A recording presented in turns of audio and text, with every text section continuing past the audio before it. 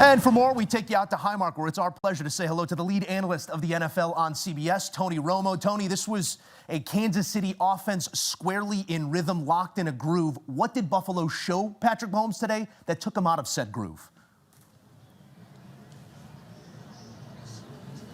I think the biggest thing was the rush contain. I think they did an incredible job of not just playing patty cake, going up there, making sure he doesn't get outside the pocket. They rushed the quarterback, and he was under an incredible amount of pressure throughout the game. If you go look at it, late in the game, he probably had the most pressure against him since the Super Bowl. And I think that was a concerted effort by Buffalo coming into the season. How they drafted, who they went to in free agency, who they brought in, etc. And it played out that way. And then on top of it, the first-round pick, Harrison gets a big interception. This was almost an off-season, win in some ways. You alluded to it in the lead up to this one. The rush group that they bolstered in the absence of Ed Oliver shows up and makes big plays throughout. But offensively, Josh Allen, he continues to exceed our expectations. And it's a funny thing, because if you fall short of it, you're taken to task ad nauseum. If you continue to exceed it, it's almost underplayed. You can't underplay 23 of 26 for 273 and 3 total touchdowns. What is it for a player of his caliber to keep meeting the moment the way he does?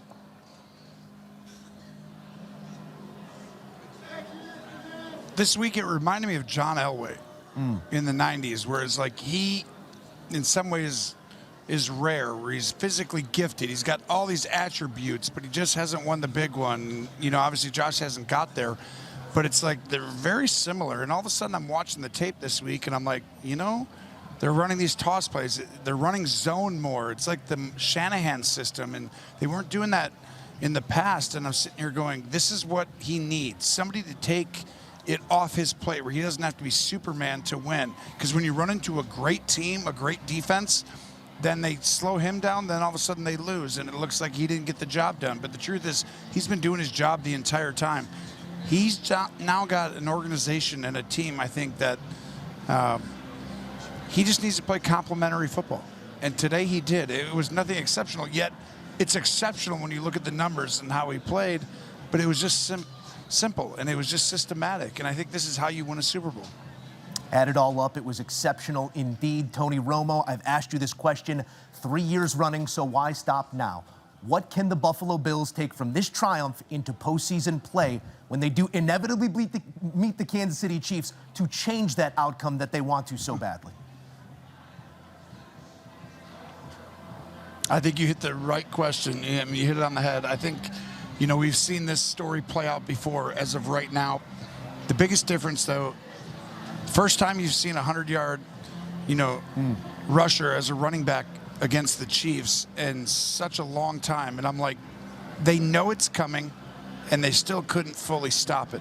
They're going to bring more stuff in there, allocate more resources down in the box when they see him in the playoffs. But that gives you opportunities on the outside, because the Chiefs won't allow this to happen again fully the same way. And they've always adjusted at a very high level. But part of me thinks it's really hard to stop the best rushing attack in the league, even if you're trying, because it's big people against big people. And usually big people win against small people, so we'll see. If they are the authors, he is the publisher. Tony Romo and the entire NFL on CBS team continuing to bring us the greatest quarterback rivalry in the NFL. Tony, many thanks. Thank you. Another great one between these two, and our team continues to put words to the best in the business. Mahomes and Allen head-to-head, and if we would be so lucky, give it to us again come postseason time. Career numbers in the regular season, Allen's gotten the best of them. Postseason, let's see it again.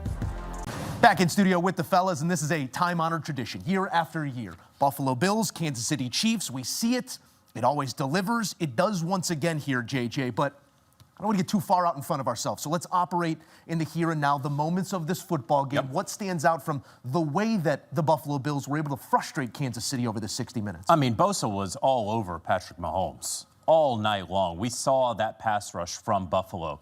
So check that off. The fact that the Kansas City Chiefs went 3 of 13 on third down. Very un-Kansas City-like to go 3 of 13 on third down. So credit Sean McDermott, Bobby Babich, the defensive coordinator, and that entire Bills defensive unit. Josh Allen, I know that he had a couple of down games, and so people stopped talking about the MVP, but he played like an MVP tonight against the Kansas City Chiefs at home.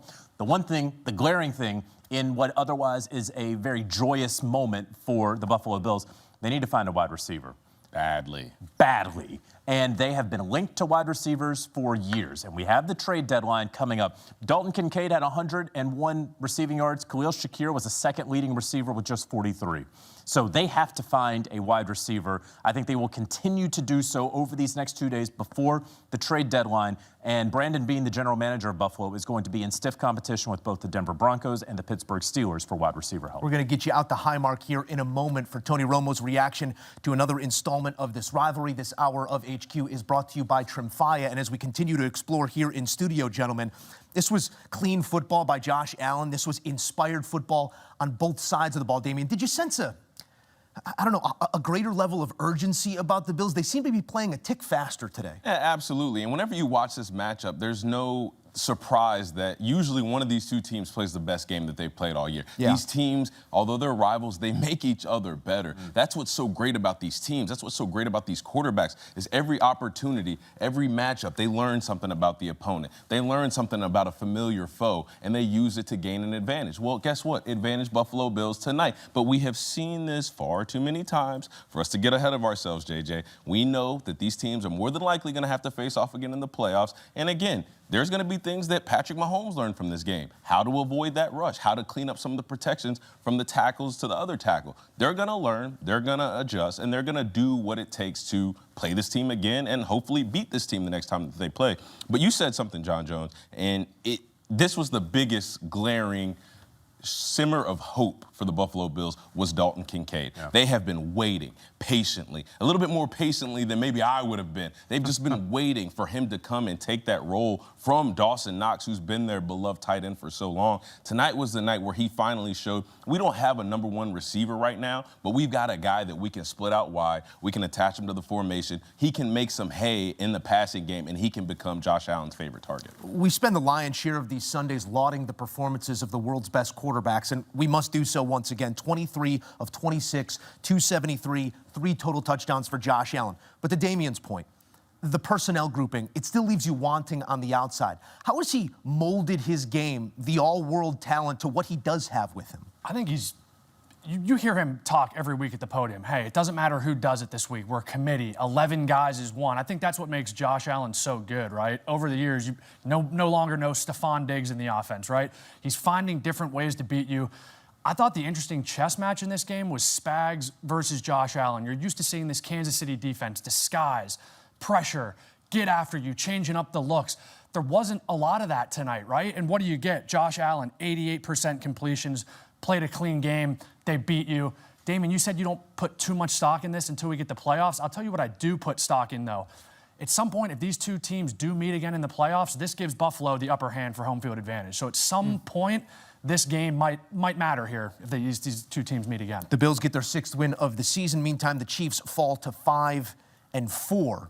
Before you move on, James Cook, we got to give that brother some love because he has been balling, running that thing, toting the mail. He has been the steady go for the Buffalo Bills. When Josh Allen hasn't been on his game, when the receivers aren't stepping up, you can count on James Cook running the football at a high level, being explosive in the run game, giving a spark to this offense. Another 100-yard game is 5th in the first 8 weeks of the season, behind only O.J. Simpson. He got paid in the offseason. A lot of times you see guys get paid, they start to relax. They start to, I've made it. I made my hay. My family's going to be set for life. That ain't James Cook. He's playing with a purpose right now. He is one of a handful of bell cow backs that requires all of those totes, and he's going to produce with it. That hasn't always been his role. Was a split share prior. What is that for a running back to take on that onus and know that more touches equals more production? You can trust in me with the rock when maybe it's not going the way you want it to on the outside. Yeah, James has a lot of confidence in this offense, right? Because first and foremost, it does run through Josh Allen. So he doesn't have to be Saquon Barkley. Sure. He doesn't have to have 2,000 yards.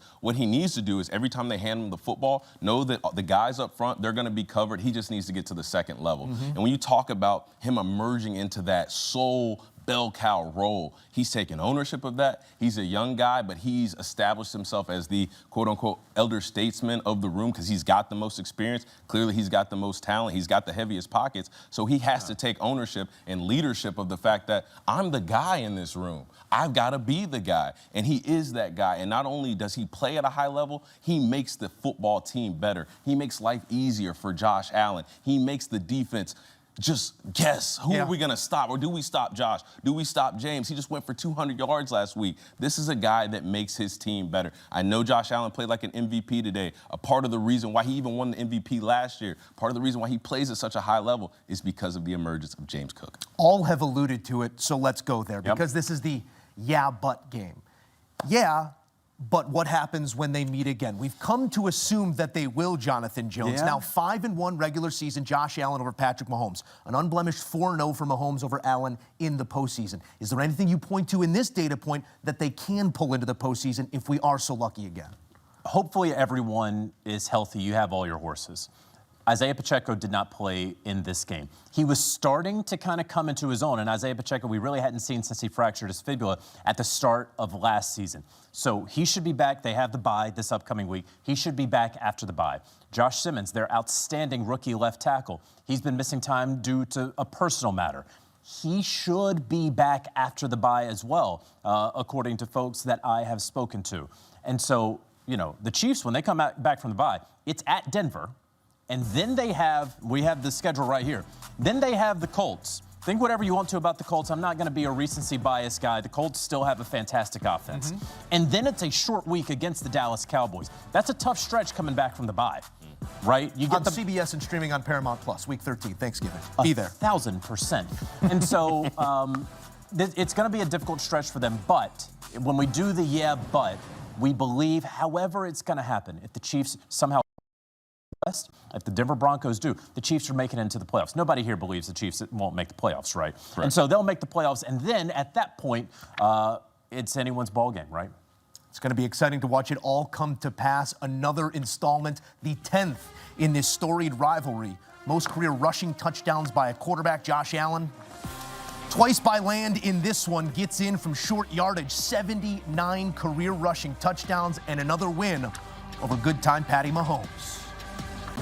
Back in studio with the guys to further digest what we saw between these two teams, and our eyes always go to certain places when we're looking for the why in a win. Third down conversion rate's a big one of those. 3 of 13, the Chiefs, 7 of 12. Big difference between those two numbers for Josh Allen and his team, the timeliness of their execution in this one.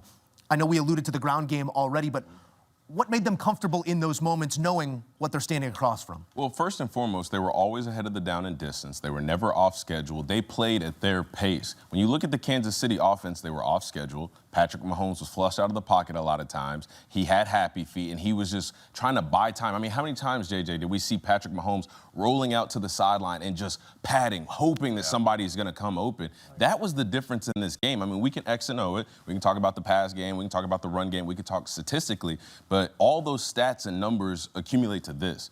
Buffalo, they played this game on their terms. They were never out of rhythm. They didn't face 3rd and long a lot. I mean, Kansas City, luckily they converted a 4th and 17, but again, that's not a position that we saw the Buffalo Bills in. So just looking at this game from a holistic standpoint, when you have one team that's playing at home, that's got the reigning MVP as their quarterback, and you can play on time, play the style that you want to play, have to be able to call whichever plays you want because you're not handcuffed due to the situation of the game, this is more than likely going to be the outcome. Ben, Mahomes throws for 250 in this game, but hidden behind that is the lowest completion percentage of his career, 45%, as he goes 15 of 33 in this one. What did you see in the secondary of Buffalo that made this the hardest day of Patrick Mahomes' career statistically?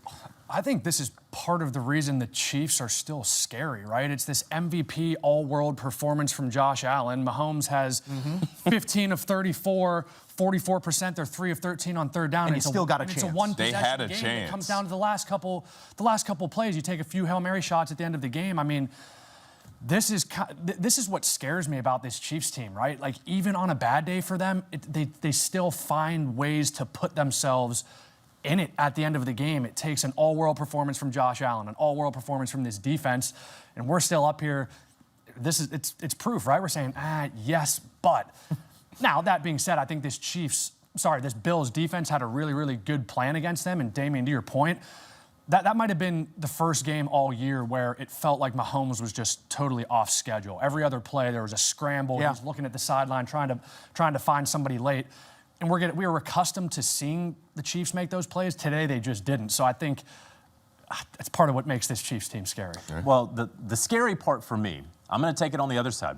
With the Buffalo Bills, when they do face one another in the AFC playoffs, as we know that they are going to do, will this pass rush look the same for the Buffalo Bills? Because we talked about Bosa earlier. He had 7 quarterback pressures. A guy we didn't talk about is Greg Rousseau, who had 9 quarterback pressures. So between the two of them, it's 16 quarterback pressures, and they don't have Ed Oliver.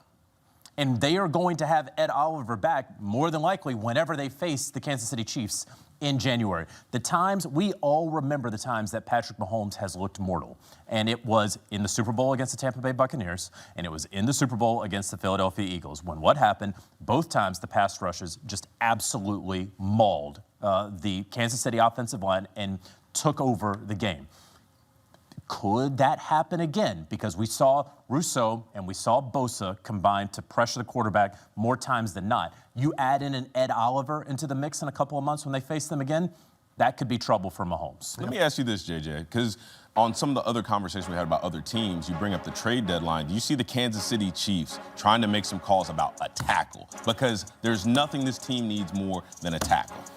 You know, they're going to go into this bye week, believe that they're getting Josh Simmons back, and hope that Juwan Taylor, who had an ankle in this game, is going to be able to be healthy enough for their next game. The other difficult part, and why you don't hear about a lot of teams that that are looking for offensive linemen, there's not offensive linemen out there who ultimately can be traded for. Josh Allen, now your odds-on favorite to win the NFL MVP would be back-to-back, but so interesting. 5-4. And Still shortest odds to win the Super Bowl. Because they know. We're not the only ones that have been watching it. Vegas has seen it before as well. Our friends at FanDuel positioning the Kansas City Chiefs, the Big Red Machine, to churn another one out. Still 5.5 to 1 to each and every one of your dollars.